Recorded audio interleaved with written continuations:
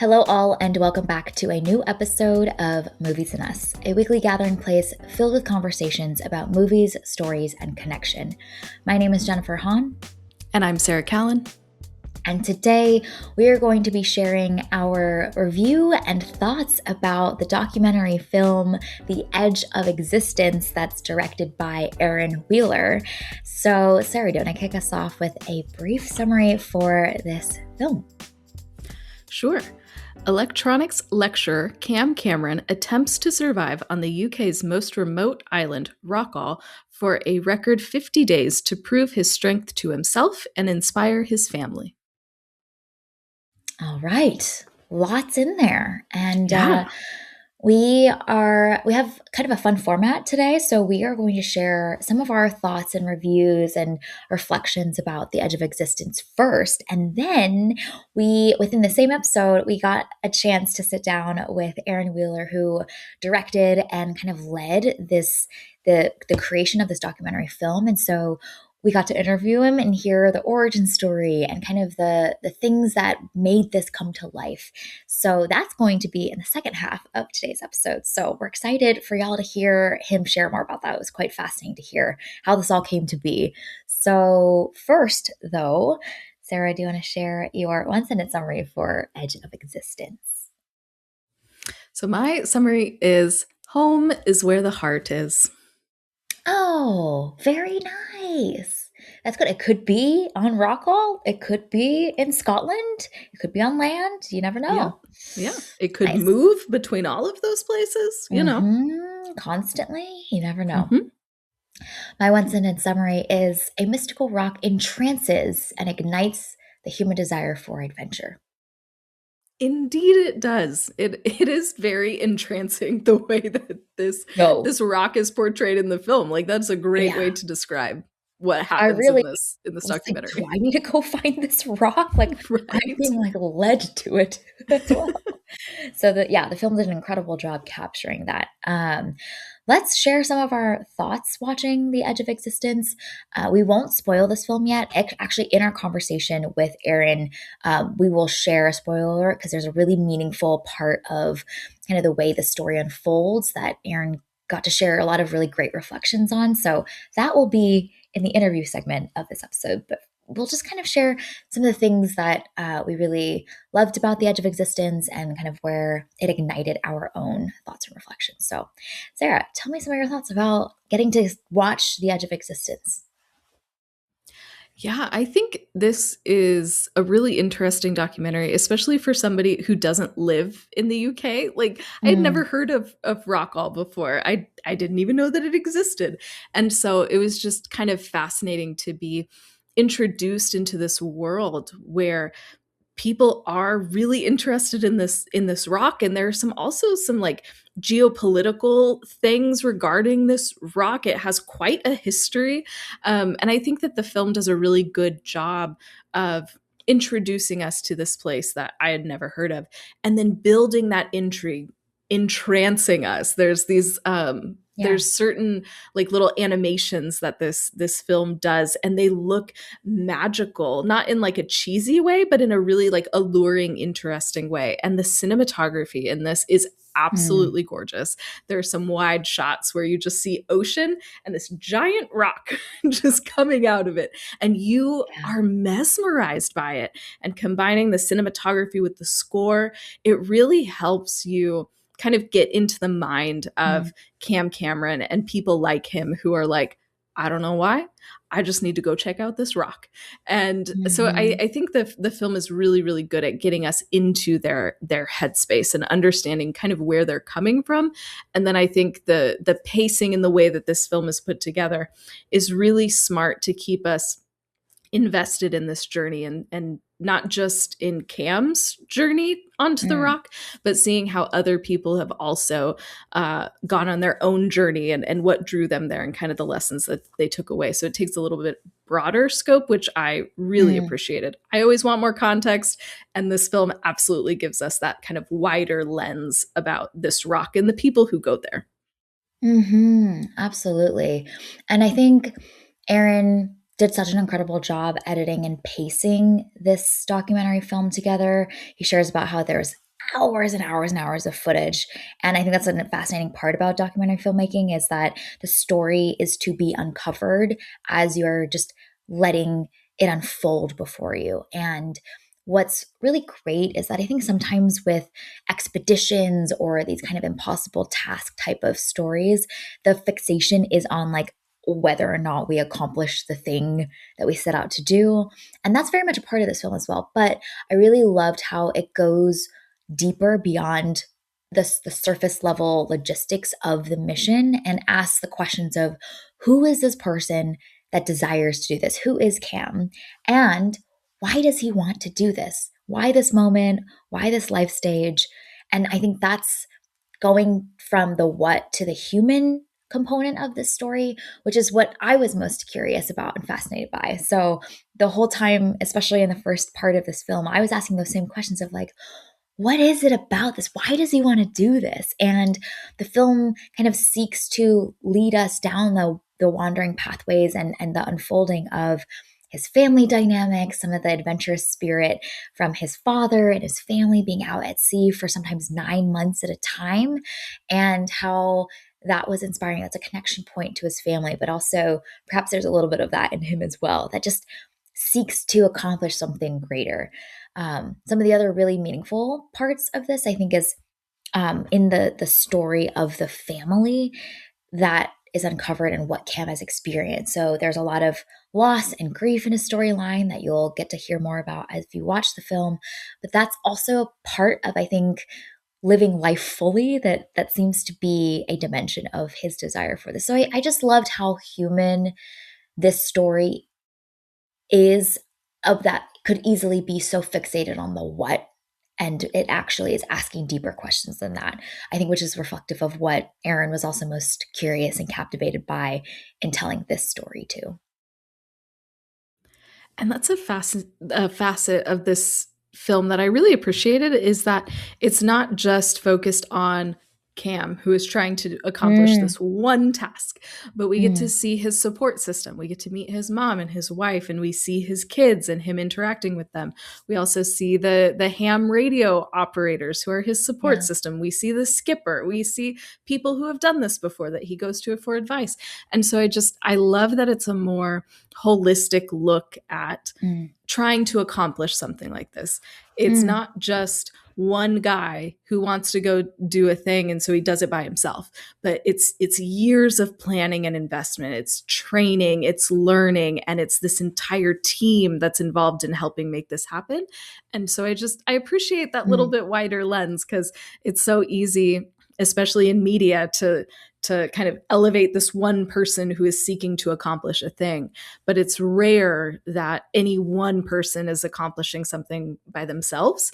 And it's mm. usually that person with a team helping them. And this film makes sure to highlight a lot of those key players in Cam's life. Yeah, that's so good. It's easy for us, especially with our kind of American ideals, to really celebrate the individual that conquers a big thing. And that's not this film at all, like you mentioned. And it's really great that we got to talk with Aaron because he shares about his heart for ensuring that this film that he was most excited by was really uncovering the spirit of adventure and how is he comes from not just like one individual attempting this thing, but kind of this community, this like ragtag group of folks that share this strange connection with each other. And I think you feel that in the film with some of the captured footage of them like chilling in someone's backyard, like sipping some tea together. You know, I think there's that camaraderie, that immediate rapport and connection, and you feel that in the film too, which I think is really meaningful. They're not looking at this like a mission, but an adventure, and I think that you can feel that difference quite distinctly. And I also appreciate that everybody is just a normal person. Like, Yeah. like Cam hasn't been training his whole life to go be on rock. Like, no, he's just a normal dude. And, all the people that we meet, obviously they have specialties and they're experts at what they do.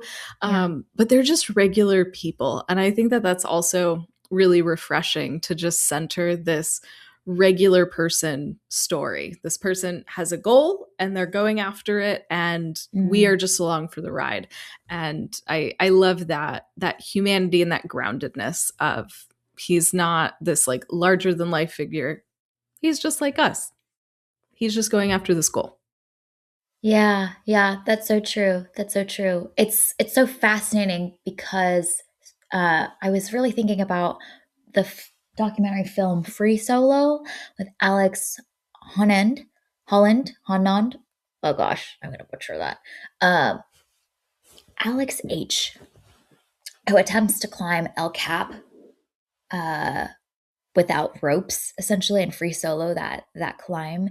And that film is it's there's a lot of similarities, but in watching this film unfold, I was like, they're actually quite different because that film is so much more fascinated by a single individual and kind of like what makes him special to be able to do this. So they show a lot of footage with like them doing brain scans and discovering that like his fear nodes within his brain don't light up the same way as any other normal person does. So it's like, how is he wired differently so that he can do this thing? Whereas the edge of existence is so fascinated by, here's an normal, ordinary human being that wants to do something great and is a worthy endeavor to attempt to kind of for himself, for his family, in the stage of life that he's in. I think it was so notable that he is older. He's not just some like young, strapping, strong young man. He's kind of older and wanting to still stretch himself and feel alive again. I think there's something there too with him being an older man and still just as excited about this. I was like quite inspired by that. My parents are at retirement age, and like continuing to stoke that spirit of being alive, I think is so important. And you see that fully for this man. I mean, he's almost got like so much of it that it needs to be channeled somewhere, but that insatiable desire to do something exciting is kind of infectious. So I think that was neat to see as well. And you see that in the film too. You see other people, like buying into what he's doing and wanting to help him and getting Yeah. excited about it too. And so it was cool for not just us as the audience to be invested and interested in what he's doing, but you're seeing how the people around him have also bought in and they share his excitement for this dream. So then Hmm. you can't help but get excited because they're all excited. Hmm. Yeah, exactly. And I also really loved that Cam also isn't quite sure what he wants to feel or accomplish with this. I think like a lot of times we attempt big things and we feel the pressure to have clarity on like, I'm doing this because of X, Y, and Z, and I want this outcome. And I really love that Cam throughout the whole, especially his preparation phase, he's like, I'm not really sure why I'm doing this, everybody. Okay. But I'm hoping I will discover something about myself while I'm there as well. And I'm open to see what that is. Like just that time away to meditate, to reflect. Like he kind of doesn't know what the outcome will be. And there's an openness that I thought was really endearing, and I really appreciate it because we often have people that have clear direction and outcome driven. It's very Western, it's very American. And he's embracing the adventure, the process of what he will discover. And I thought that was really neat too. It's rare. It's not how I would approach this. I know that I would be like, I'm going here because X, Y, and Z, and I want to feel this way afterwards. And that's just not how life works. So I was inspired by his posture towards this expedition. I need more of that in my life in general, I think. And I got to see a little bit of it with Cam by watching The Edge of Existence. Yeah, the thing that I was like really struck by with this film is at one point Cam is describing what he's doing and he says, "I'm just a bloke who lives in a house that just wants to do something." And Yeah. his thing is going to rock hall. That's not my thing. I have no desire to go to rock hall. It's out in the middle of nowhere and it would be cold and birds are probably going to poop on you and I don't want that. But that sentiment, I was like, that's Yeah. the whole reason why we started this podcast. Like, we Yes. loved talking about movies and then we just decided to do something, and now Mm, a million years later, here we are. And so it was so this like brilliant. moment Mm, of like, I don't share that same desire that Cam does, but mm. I understand that driving force of, I don't know why I want to do this thing, but I have to do But this I did. thing. And so I'm going to. And we have done this thing. And so it was, Yeah. I love that this film is obviously about his journey to that, but Mm, it's about so much more. It's about that humanity and that drive that we all have in those times when we wake up and we don't know why we want to do a thing, but we have to do the thing. And so I just love how relatable that is, whether or not you are an adventurer, whether or not you want to go to Rock Hall. This film is about something deeper. And I just really love how Aaron was able to like pull those threads out of the story. mhm, mhm. And it's neat too, at a meta level, he also described sharing that as well, that same sentiment of like, I don't know why I'm really into this rock and this expedition and whatnot, but like I just kept following that instinct and it led me here. It led me to this 5-year project and creating this thing that didn't exist yet. And so it's neat at a meta level, like Cam, Aaron, us, like the specifics are so different, wildly different, and yet the universal human desire, that passion for something that is insatiable and needs to be pulled the thread on, like that's what unites us. And I think that's just shout out to Aaron for pulling out the really deeply human story from something that could feel much more sterile, but it actually has formed all of these connection points with us as the audience, the director and creator, and then the subject and the protagonist. Like there's this like really cool layered connection uh, point that is happening between all of us, which is really neat, really beautiful. So I that's what telling stories is all about, and hopefully Aaron feels that same sense of satisfaction of this is resonating with those threads in all of us that are being pulled out from these stories. Yeah. All right. Well, with that, we'll stop yapping so you can hear the man himself share some of his thoughts and his emotions and reflections, bringing the edge of existence to life in this 5-year project. Gosh, what a labor of love to bring this to fruition and getting to see the world experience it too. So, we had an amazing, wonderful, delightful conversation with Aaron, and we will include that interview here for y'all to hear next. Hello, all, and welcome back to a new episode of Movies and Us, a weekly gathering place filled with conversations about movies, stories, and connection. My name is Jennifer Hahn, And I'm Sarah Callan. and today we are so thrilled to be discussing the documentary film The Edge of Existence, and we are joined by a very special guest. He is the director, creator, and the visionary behind this film. Aaron Wheeler is joining us today. So, Aaron, do you want to introduce yourself? Hey, yeah, thanks so much for having me. This is very exciting. Yeah, I'm Aaron. I'm a documentary director based in London in the UK. And yeah, I'm excited to chat about the film. We're so excited to dive into this film a little bit more, especially the kind of heart behind why this film was created, and some of the all of the technical components also to bringing this specific story to life. I think is going to be really interesting. Before we actually talk about The Edge of Existence, though, we'd love to hear a little bit more about how you entered into and kind of found yourself in the world of documentary filmmaking. So share a little about your origin story and your backstory. Yeah, so it's quite a long path for me to get into kind of documentary filmmaking. For me, it started probably when I was like 10, and me and a few of my friends from school, we would, after school as a way of hanging out, would like make short films basically, and it'd be like an alien sci-fi film or whatever. And it was literally from that moment, I think we all kind of got the bug of wanting to make films, and like would hang out for a day, make a weird film, and then what show our parents like in the evening. And I still remember that feeling of like the nervousness of feeling them watching it and like trying to anticipate whether they're liking it or not. And me and some of my other friends are still all working in films, so I think it like caught all of us. So that's how I kind of started, and always knew that I wanted to get into filmmaking generally. And then, as a lot of my friends were going to university, I did an apprenticeship, so I started working for a newspaper, Mm. and that was kind of where I was exposed to more of like the documentary side of filmmaking and the journalistic side. So I spent a few years kind of working in newspapers in the film departments, and kind of got a sense of the power of media generally, and how much newspapers kind of have like an influence on society and people's thinking. And so I think that's kind of where the seed was sown. And then after a few years of doing that, I went freelance and am now a freelance filmmaker. And then, yeah, the kind of foundation of this documentary was kind of my first proper documentary.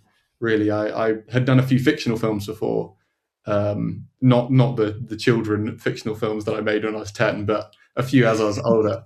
And then I thought I'd try my hand at documentary, Mm. to direct myself, and it just snowballed, and here we are. Yeah, that's amazing. And so I'm curious about, the edge of existence and what Mm. drew you to this story? Like what captivated you about Cam and this journey that he was going on? Yeah, I mean, again, it's a bit of a fateful story, really. Um, it all kind of started in lockdown, so it's probably like the first year of lockdown. The project started, and as you know, we were all isolated at that time, and I kind Mm. of was interested in isolation and how people were taking it. Some people were really struggling with it. Some people were loving it. And I was like, what is the most isolated place you can be? Like, who is really going for that isolation? And I had Mm. some memory in my mind of there being an island that was part of the UK that was really, really remote. And I think I just Googled like, what's the most remote part of the UK? And then the Wikipedia came up about Rockall. Um, and that was where I learned about it. And I was like, oh, this is an interesting uh, subject that people don't really know about, but it's such a weird fact that there's this island that's still technically the UK, but it's 300 miles away. And in every direction when you're there, there's just water for 300 miles, and it's so isolated, Mm. still part of the UK. So I think I then became obsessed with the kind of nerdy facts about it, about the oil underneath, and there's like fishing rights disputes between different countries around Rockall. And so it's kind of this like two prong of the interest of Rockall as like a geopolitical place, and also the kind of isolation story. So Cam wasn't super involved at the beginning, and it started with me and Bryn, who's the director of photography, and Ed, one of the producers. Um, we started making a film about the history of the island and the people who'd been there. So the first person I emailed was Tom McLean, who is the first person to ever stay on the island. Um, and so whilst interviewing him, and then we went to interview Nick Hancock, who is another person who's stayed on the island. They kind of said that there's a new guy who's kind of equally as crazy as us and is considering going. And then it turned out that Cam, who's the protagonist of the documentary, uh, started considering going to Rockall about the same time that I started considering making a documentary Mm. about the film. And we had about a year or 6 months where we were just like plodding away by ourselves, and then caught wind of each other, and then we met, and we were like, this is what we want to do. It's so fascinating when those stars like perfectly align and your storylines like interthread together. That's really neat. And I'm sure so exciting for you to discover that there's this new spark of a story here. And then for him too, I'm sure the experience of getting to capture what he's trying to do was special. So you kind of mutually gave each other something.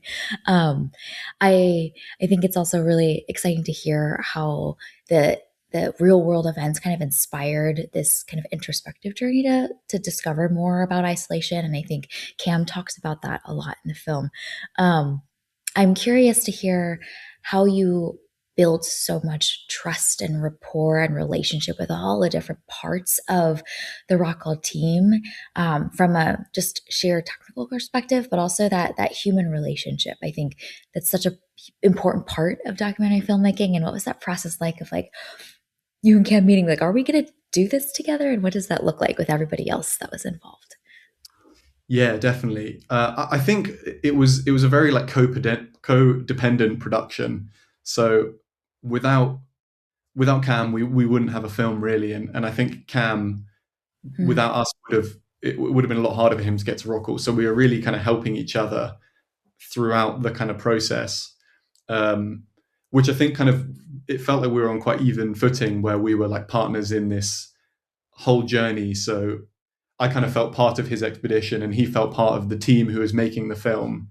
So I think that was kind of one way where it felt um, quite open in our relationship. And I think also we were kind of like feeling out the storyline as we went. So we would a lot of the shooting was done up in Scotland, so it'd be a 8 hour drive to get up there, and it'd be me and Bryn and Natasha, one of the producers, or whoever, discussing what we were going to film basically as we went up. And we had these long 8 hour sessions where we'd kind of be trying to work out what the story is.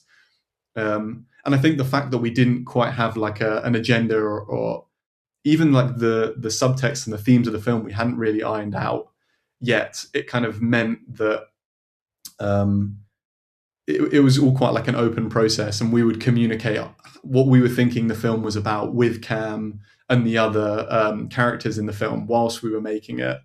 And I also was trying to um, make it clear that the film was the documentary is kind of about people rather than them specifically. So even though we were kind of looking at this specific expedition, I think I was trying to use that expedition as a object to kind of look at expeditions in general, and what the leaders of expeditions are like in general.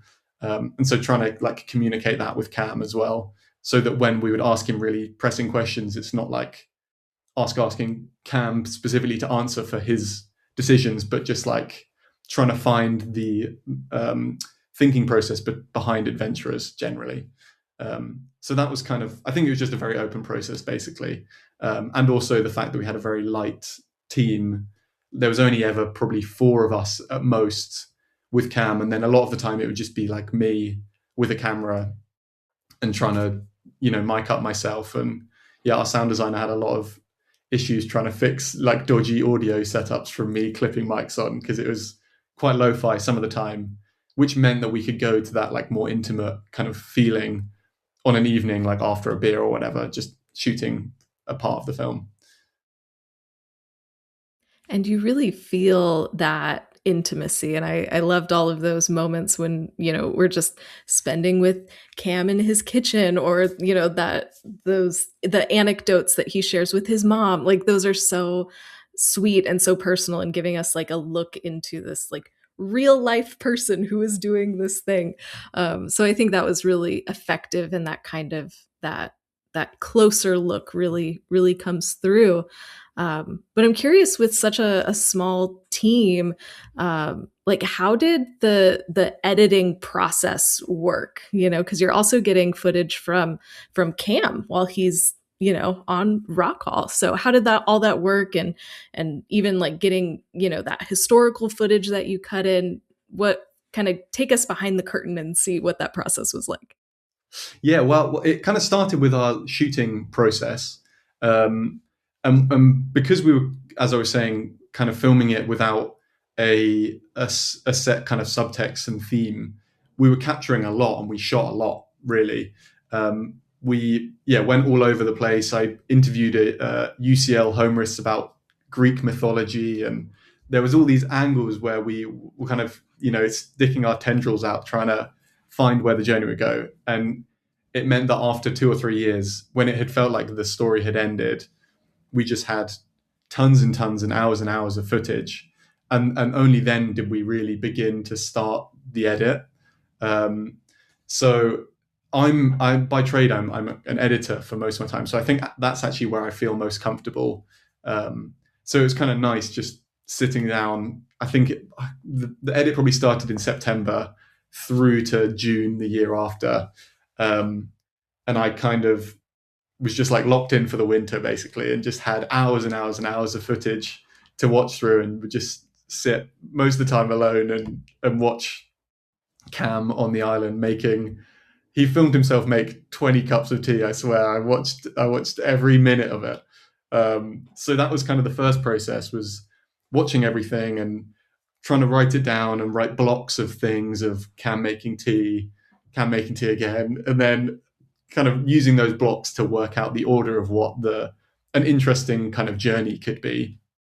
Um, and I think it took me till about Christmas to do that, and then around Christmas, I had a version that was a lot longer and quite different to the final version, and shared that with the team and shared that with a small number of people just to get feedback, and got amazing feedback. And a lot of that would kind of dictated where the edit would go. So a lot of the final film is reliant on a lot of people who gave really great notes in quite like a malleable part of the film. And then, yeah, there's also the archive footage, which luckily, because everyone that the archive footage is filming is still around, so they were like, oh yeah, there was ITV were here filming, and that footage is somewhere. So that was quite nice that we had like a direct access through our characters kind of back to the archive footage, and managed to find that and get all that in the film, which was great.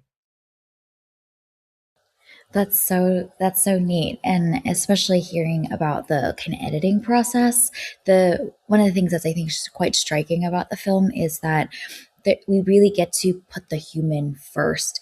The expedition is there, but there's kind of this investigation to who this person is and why he's drawn to it. I think there's a line from the film of, "It draws strange people towards it." I suppose that's me too, which I suppose is also true for you too as well, Aaron. But I'm curious. Why some of those dimensions, like hearing about Cam's father and him being at sea when he was 16 and being away a lot, and almost this kind of captivation with this thing was so interesting. How did you think about constructing the story and when to cut to the expedition versus some of those human elements of the psyche and the draw towards this thing? Yeah, Cam was so great as a character. He was just the most like open and trusting person, um, and I think he felt that we were also trying to work out the kind of story as we went, and he was happy to join us on that. So a lot of the time, I'd be asking him quite difficult questions about his motivations for why he's going and everything, and um, and he was really keen. He didn't have the answers himself, and I think was up for trying to like figure them out with us on camera, um, which was a really like special thing. So I think we got a lot of great moments with Cam where the both of us were trying to figure out why we were doing these things. Um, and like you were saying, it's definitely I was definitely part of the Rockall crazy gang. And filmmaking generally, I think, is, why do we make films? It's not really like an explicable reason, but you just can't help it, and sometimes you just have to go for it. Um, so yeah, I think that was a big part of it. That didn't really answer your question, but to answer the question, I think it kind of felt like there was a clear spine of a narrative of the expedition itself. Um, and but I think to kind of understand the weight of all the different moments and different parts of the character, um, you kind of needed all the context of the backstories and the previous people who had been to Rockall. So it was kind of trying to find a balance where the audience was kept present by following this expedition and there being development and the story moving forward, but also getting all of the context of the kind of history and Cam's backstory. So yeah, it was kind of delicate, like balance between those two things of not wanting to put all of the backstory for the first half of the film and then the expedition in the second half, but little hooks to kind of keep you involved in both of those kind of narratives of one moving forward in time of Cam's expedition and then one moving backwards to Tom McLean, who was the first person to go to Rockall. And you really do maintain that balance, and I really appreciated that like larger context of other people have done this, and even like you said, this is not just about this one guy going to this rock, but it's this larger exploration of humanity, and I think all of those stories really help to emphasize that. Um, I want to ask about some roadblocks that you encountered along the way. But before I do that, I want to give a spoiler alert. If you are listening or watching this and you have not watched The Edge of Existence, we are going to spoil the ending just a little bit. So if you don't want the ending spoiled, just press pause and then come back once you've watched the film. But Aaron, can you share about some like roadblocks that you hit along the way? There's probably one big roadblock that you hit while capturing all of this footage. So can you kind of share a little bit about that, and then how you overcame that, and how that kind of shows up in the ending of the film? Yes, yeah, there was certainly one roadblock, or one heavy diversion, I guess. The roadblock was there, and then there was the arrow, like you've got to go off road, like this way, um, which was so. Cam was obviously traveling to Rockall to try and break the occupational record of how long someone can stay on the island, and he was attempting to go for 50 days. And after, I think it was day 35 or 6, he started getting a heavy storm, which got worse and worse and ended up meaning that he had to call for rescue.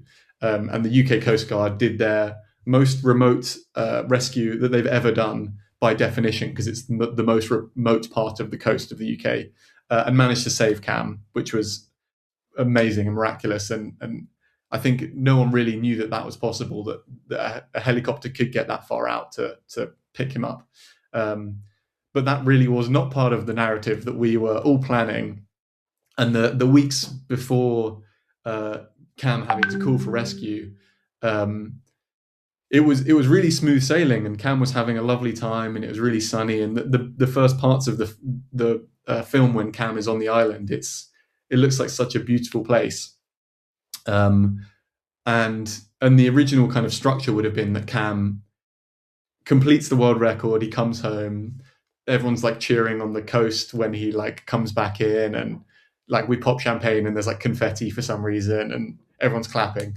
And obviously none of that could have happened, because I got a message from Cam on his satellite phone at 8 a.m. saying, I've lost loads of kit, I'm going to have to call this, I can't do this. And then that evening, I didn't hear from him all day, and that evening I got a phone call from him saying, yeah, I'm in Scotland now. So that fully derailed our kind of narrative that we'd been planning and that we'd been kind of sharing around with the production companies and things. And yeah, that was kind of a tricky thing to work through and work out kind of where the story goes, and what does that mean that Cam hasn't done the thing that the kind of film is all hinged around. But I think actually, as we were working out together, like what does this mean, we found a new kind of resolution in the story, which I personally think actually made for a deeper story, and a story more about the people behind adventures, and again like a more global thing, which was Cam had gone through this traumatic thing, and his resolution was that it wasn't worth his life to do this relatively arbitrary world record attempt, and it wasn't worth his family, and so cooled it. And that was such like a beautiful decision to make, that he chose to stop all of this, stop the whole, all the media attention, everything, because he didn't want to jeopardize that. And I think as a human, that's like such a beautiful decision to make.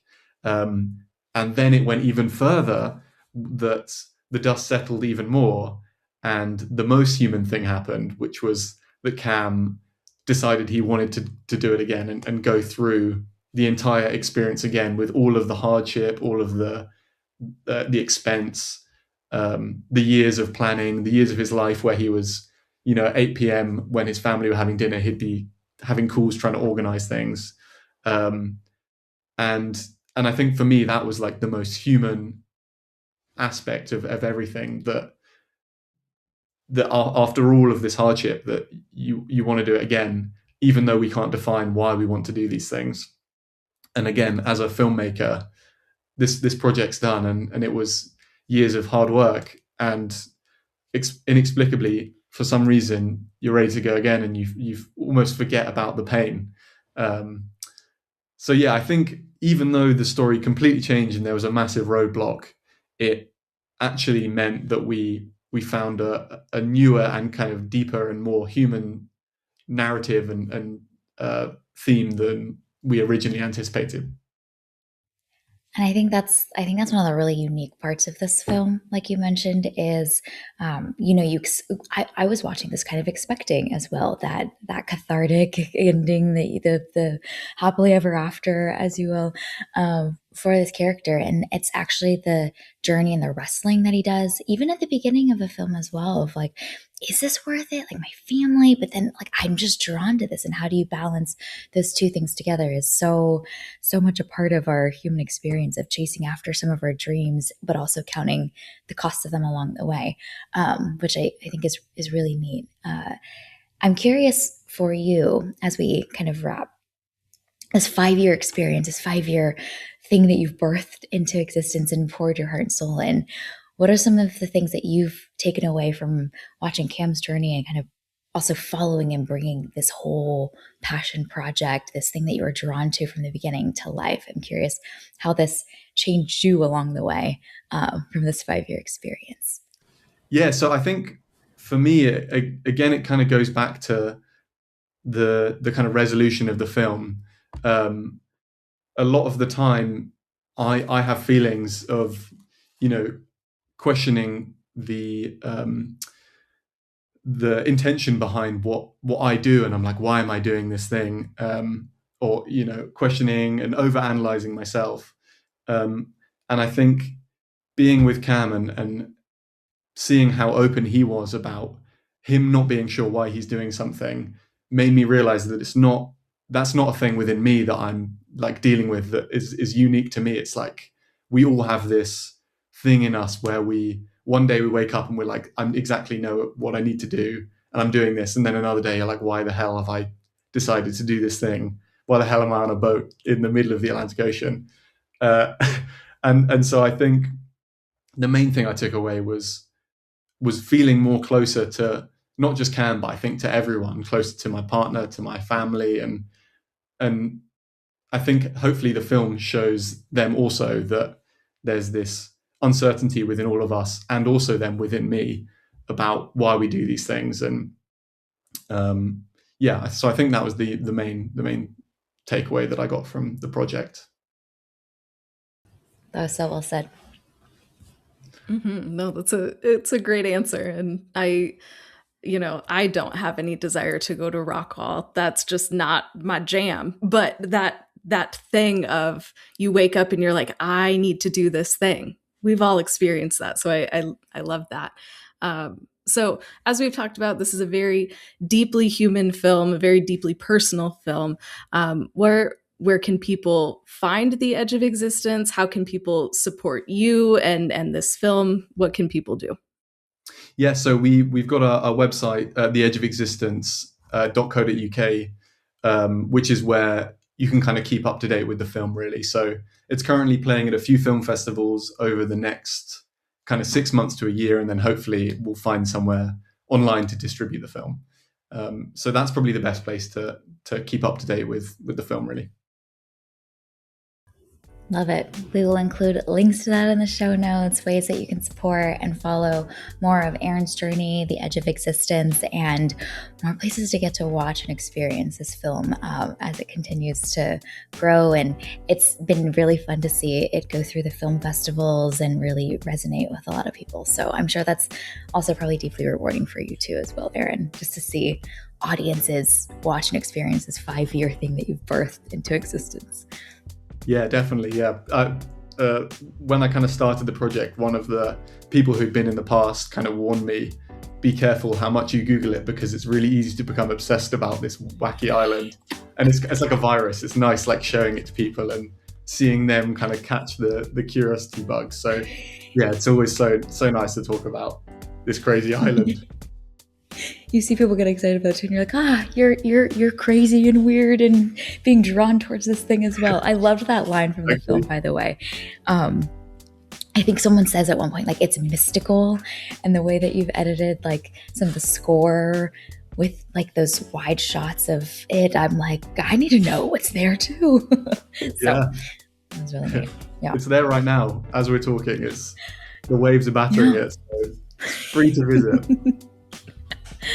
Awesome. Well, is there any last closing thoughts? Anything else you want to share about the Edge of Existence before we wrap here? No, I think that's everything. Yeah, it's just thanks so much for having me on and giving me the chance to talk more about it. I'm so glad you enjoyed it too. Absolutely. Yeah, we are so grateful for your time. We're excited. We're just thrilled to hear more of the kind of backstory and origin story process of bringing us to life. Obviously, we've got to experience the final product, but even hearing the journey of where this came from, where the idea sparked, and how you brought this team together was really awesome. So thank you so much for your time. As we mentioned, we'll include links to this in the show notes to where you can watch the film, where you can support it, and continue to follow Aaron and his journey. All right. Thank you so much, all. We'll see you very soon. Bye. Cool. Thanks, guys. Cheers. Thank you for listening to today's episode of Movies and Us. We are part of the Movie Archer podcast network, so check out moviearcher.com to learn more. Our name sums it up. We're all about movies and the powerful ways we can connect with each other and the world around us. This podcast is about all of us and our shared stories. You can subscribe to this podcast on Spotify, Apple Podcasts, or wherever you tune into your favorite shows. Drop us a rating and review, letting us know your thoughts about today's episode. Connect with us on Instagram, Threads, and Blue Sky at Movies and Us Pod, or email us at moviesanduspod@gmail.com. Check out our website, andusmedia.co, for the latest on Movies and Us and our other podcast, TV and Us. We hope you have an amazing week, and we can't wait to see y'all very soon.